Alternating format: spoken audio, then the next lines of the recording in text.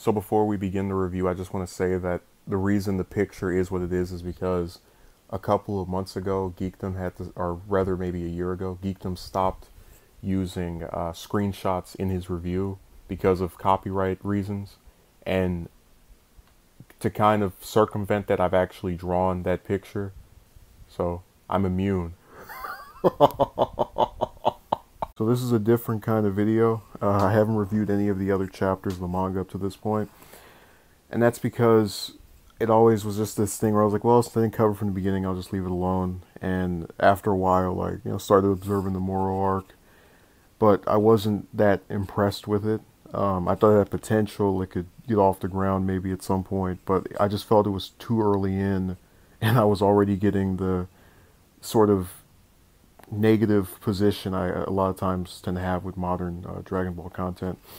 But I have to say, this chapter completely, for the most part anyway, blew me out of the water as far as just what I expected. So it has this scene toward the beginning with Vegeta mentioning, "Hey, to the Namek Elder, do you remember that time I slaughtered the village?" Which is he's referring to events that were in the Frieza arc of Z, and whether this they hold grudges over that, and it's little continuity stuff like that that I like, and it shows his character is developed since then, and these are the kind of moments where it's just the story doesn't have to be some big action-packed, thrilling brawl to just, get you captivated in if you've watched or followed enough of it.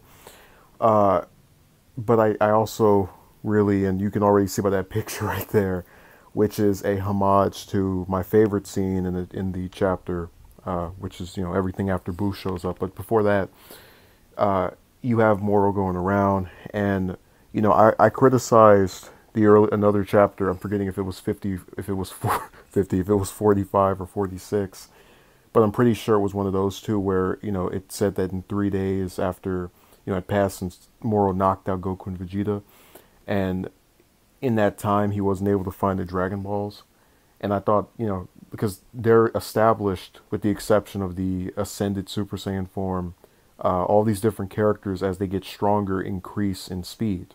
So it didn't make sense to me that it would take him days of looking around to figure out, hey, I'm not finding anything, or just I didn't think it didn't go well with what I felt previous material in the franchise had concerned. But that's not applicable here. So when he's going around, he's searching. I like the back and forth that he's having, and then we get to the confrontation scene. Now the Boo thing really did kind of basically take, because this chapter without the Boo stuff already is okay to me, or it is adequate. It's not any worse or necessarily any greater than any of the other chapters. But as I said earlier in the review, I like continuity. I like when things get referenced or have some kind of bearing on the story, and we already knew Boo was going to have some role in this tale, as judged by a couple of chapters ago. And I guess due to the fact that the manga is published once a month as opposed to the weekly thing that many of us in the just era of reading this stuff we're used to, you don't usually it takes you a little bit longer to go, oh yeah, that did happen 2 chapters ago, even though it feels like a third of a year ago or a fourth of a year ago, because it was if it's 3 or 4 chapters prior. But him coming in this and showing up in the first place doesn't feel like it's out of left field. It doesn't feel contrived. It is the story building upon itself. And that's something I really like. That maybe Toyotaro, when he drew all this stuff out, probably did it all together, so it probably wouldn't seem like that big of a deal to him. But just as a person who is reading this once a month, I like that that's that a part of the story that was at the beginning is also coming into play here. So when you have this fight and Boo's being able to just sort of take on Moro with his full force, because when I was thinking about the fight, I was saying to myself, why is this impressed me so much? Because Boo's not even my favorite character or someone that I'm like, I have no negative opinion of him at all, but just definitely is not one where I go, oh man, I really hope he's in this. And I realize it's because this is basically the first time ever we've seen the Fat Boo actually be able to fight a foe with, I guess, the Z Warriors, Z Fighters, whatever term you want to use to call them, and actually be able to do something, of substance. So, for example, uh, in fighting Kid Buu right at the end of Z, I mean, it held off, for the Spirit Bomb, but that's about it. And when he fought Beerus, he got smacked up. Wasn't used when Frieza came to Earth, with the golden form. Pretty much in every instance, I guess you could count the Brazil fight, the one with in the preliminary round for the Tournament of Power, but that still wasn't a match where like this, where because we don't know what's going to happen after this, obviously, as far as like if this is the final fight with Moro, but it's never been in the context of a villain who's here presently, and if you don't beat them, they're going to destroy the planet or world kind of context as it is with Moro, this planet destroyer. So like, I count out the Brazil one because that's a match where the worst that's going to happen is you lose this round and, whatever. In the case of this, it's literally him for the first time in, 30 years of being a character in a series, actually pulling some weight in a major battle or some fight with the villain who's, threatening things as they presently stand. So, that's another little nice thing that I had to take time to figure out why it was so important to me or significant. And I do like the realization by Vegeta that, hey, wait a second, his Moro's powers aren't having any effect on Buu. And the reason I like that is because Boo's a character who I've seen other members of the fan base or the fandom, whatever term you want to use to call these people, basically referred to as a cheat character. Someone who has these powers that are invincible, like you punch me and I just grow it back. I turn you into chocolate. And those are ironically enough the same reasons that a lot of people like him as a character. He has these abilities that are unorthodox, that the other fighters don't have. They're very distinct and they're unique. They're not the usual fight blast kick thing that goes on typically. And it's, I guess in mentioning that, I'm trying to say I don't think they could have picked a better character. And again, I have my favorites like Gohan or Piccolo, who's in this briefly. They couldn't have picked a better character to have, just inexplicably. Again, they haven't explained it yet.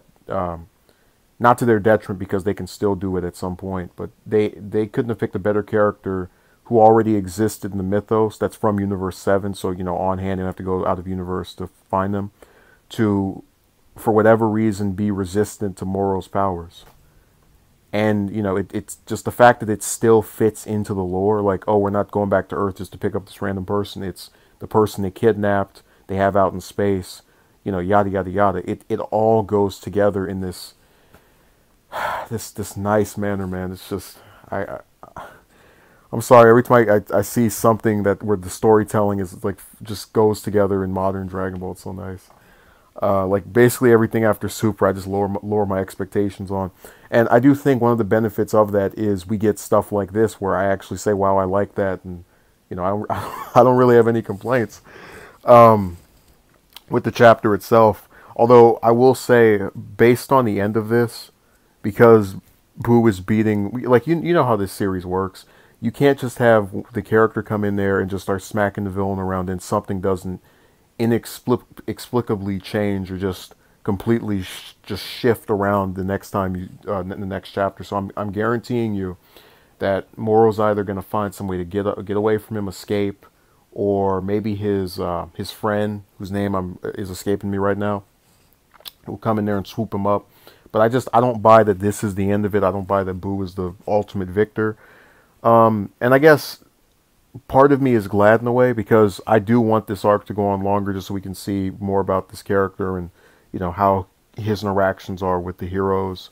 And, I still wish we could get Piccolo and, if not him and Dende, at least Piccolo in here. And the fact that they put him in this chapter for that brief part almost kind of feels like they want to involve him. Maybe it could still go the other way, but it's, I just don't see this as the ending, and I have mixed feelings about that. But I just hope if it has to continue, it doesn't make it to where, it's something like, oh, now Moro can do something to Buu, or because then it's going to take away from what they just established, just so they can have a reason to make this character, be completely beat out or whatever. Because I think Boo's, thing of sleeping, it really could work in this scene. Like if they want to get out and not escape the mystique, like the established canon of Boo is the only person, or at least one of few people, that Moro can affect without having to retcon that or create some new reason for why he has an effect on him. They could easily have it. The next chapter start with Boo falling asleep inexplicably, and then Moro slipping, just slipping away, and maybe he goes somewhere, and then something else can happen. But I think that would be the best scenario, just based off of what I think they're going to do as far as having Moro continue to be a force to come in the next couple of chapters or months. Like the fact that this arc I don't think is over yet.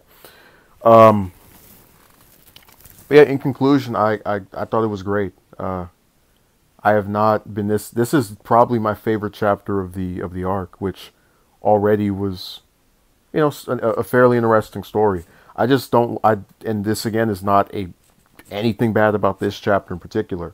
I just wish that they could have used or shown something of Boo in those last two chapters, because it's him getting kidnapped and then like showing up here. Like I just think that his involvement, due to the fact that the last two chapters just Goku and Vegeta trying to figure out how to do this, feels a little bit like they tried to give them something to do without giving him something to do as well, to sort of show that the story is shifting between these two important different parts of the narrative and they're going to come together. So maybe that could have been done, but that still doesn't dent this chapter at all. It's maybe a blemish on the other ones, if you will. But I can't say that much bad about this one, other than what I think they'll do after it. Which, again, this modern stuff in Dragon Ball has had a really sad record of doing stuff where I get excited and then they kind of shift around. Like, I remember the Goku Black arc, or the Future Trunks arc, whichever term one you used to refer to it, and episodes of that at the beginning making me really excited, and stuff afterward kind of being So Moro's a good villain to have Boo fight. I think this is new territory. We've again never seen Boo just actually be able to do damage to a major threatening, planet threatening villain. And because of that, I think they've got me actually kind of guessing here. So I'm entertained. I give it a 10 out of 10. Check it out on Viz's website, which I'll link in the description before they shut it off and make you pay for it.